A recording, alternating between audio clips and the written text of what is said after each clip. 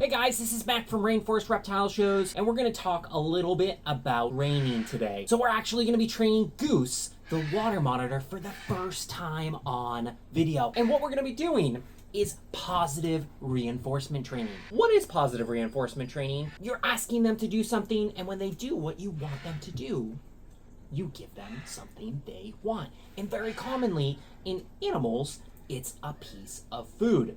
And for Goose, what's his favorite food? Well, it's all different types of things, but he really loves rats and mice. So that's what we're going to be doing today. How do we start this process? It's a really good question. Most of the time, the first thing that you would do is build something called a bridge. Now, a bridge is either a sound, or you'll see sometimes people using clickers with dogs. Well, that's a bridge. What it is it marks the event that you're trying to target. So, if you want a dog to jump up in the air, every time they start to make a movement to jump, you would use that bridge to start marking exactly what you want them to do. And then over time, they're going to start understanding that they need to jump to get that piece of reinforcement. So today, we're going to be using a target. So really, a target can be anything. And what it is it's something that helps to make sure that an animal moves in the correct direction, or you can guide them into different areas. And this is a little bit of a longer target. It's actually used commonly for horses. Really, the goal here is for them to touch it with the tip of their nose very calmly, so that you can use this as a tool to build into more complex behaviors. So when you first start it, all they need to do is come up and touch their nose. We'll use Glinda here to see. They need to just touch their nose right close up to that target. When they start doing that, you can move the target to different spots, and they're going to move closer and closer because they know it means they're going to get their favorite foods or their treats, or whatever you're using as your reinforcement. For dogs, for other animals, or for certain species, you can actually use things like scratches, you can use pets, and all those different kinds of things. But a lot of times those are considered something as a secondary reinforcer. Those treats are going to be your primary reinforcer, and it's going to be the most reinforcing thing that you can do for that. As time goes on, I can actually use this to make Glinda stand straight up in the air. So if I were to put this above them, they would actually move up towards that target. And I can use it to build really cool, complex behaviors. So in the past, when I've worked in zoos, we've been able to do it to walk a rhinoceros onto something like a scale. They see that target, they want to come straight over to it, and you can actually voluntarily get them to get on the scale and get a weight for all different kinds of things. Things like medical procedures, medications, and what this involves is their full ability to choose to be involved in their care, which goes miles for animals under human care. So critically important, it actually boosts the overall well-being of these animals. There's nothing like watching something like even a small itty-bitty poison dart frog walk into a small acrylic space where you can pick it up and manipulate, and they don't have to be grabbed or hurt or mess with things like their slime coat that can cause significant damage.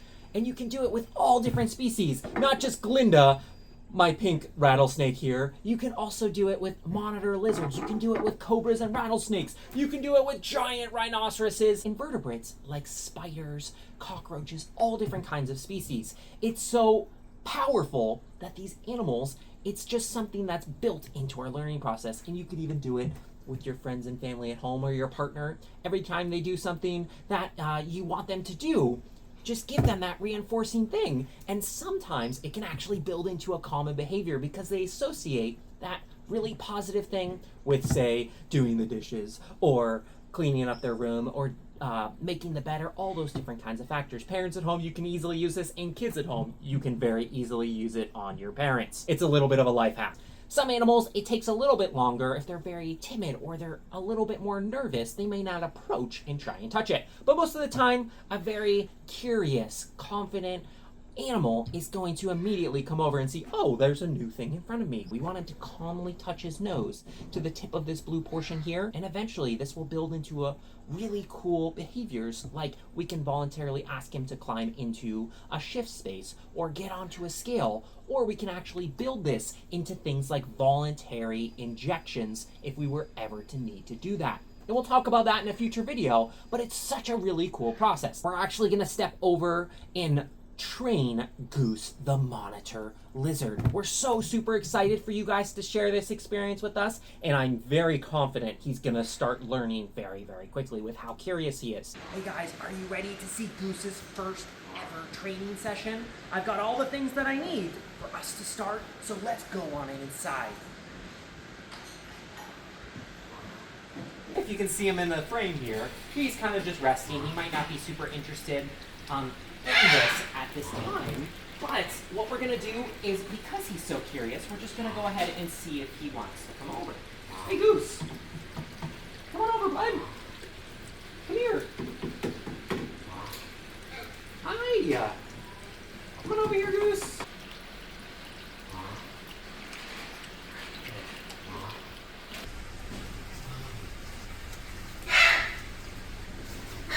Good.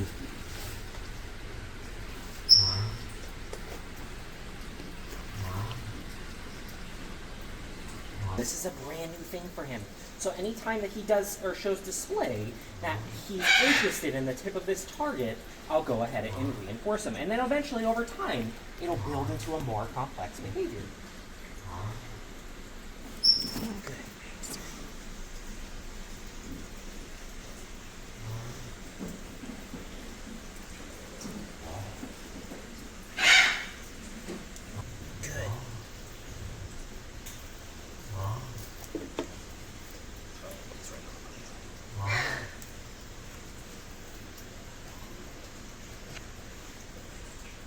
Awesome job, buddy. Concludes our first ever training session with Goose. We'll be sharing more progress and more opportunities with our friend Goose here over time as he starts to understand the targeting process. It's not something that we immediately saw, initial curious behavior where he's touching his nose to the end of it, but over time, he will build up that behavior. And we're super duper excited for him to have that opportunity and to work with us and also get that cognitive stimulation. It's a very cool behavior, and eventually it will build into something awesome.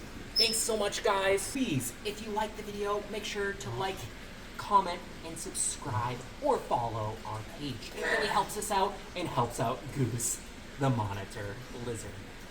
Thank you.